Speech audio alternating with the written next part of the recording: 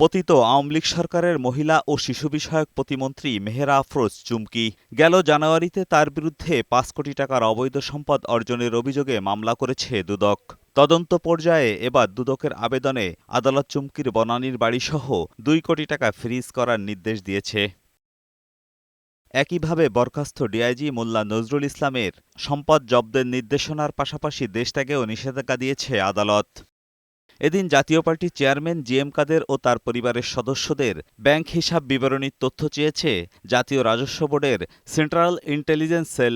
সেই সাথে জিএম কাদের ও তার স্ত্রীর ব্যাংক হিসাব থেকে অর্থ উত্তোলন ও স্থানান্তর স্থগিত করা হয়েছে। এদিন আন্তর্জাতিক ভয়েস কল পরিচালনাকারী ইন্টারন্যাশনাল গেটওয়ে ব্যবসার আড়ালে ২ ব্যবসা প্রতিষ্ঠানের বিরুদ্ধে প্রায় ১,০০০ কোটি টাকার বৈদেশিক মুদ্রা দেশে না এনে পাচারের প্রমাণ পেয়েছে দুদক।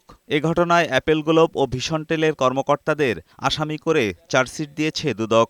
তদন্তকালে অপরাধ প্রমাণিত হয়েছে, সেজন্যই এই দুটি প্রতিষ্ঠানের ব্যবস্থাপনা পরিচালক এবং চেয়ারম্যানদের বিরুদ্ধে চার্জশিট দাখিলের সিদ্ধান্ত গৃহীত হয়েছে।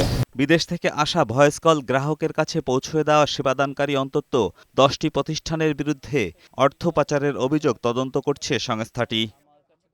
এজাজুল হক মুকুল, বৈশাখী সংবাদ, ঢাকা।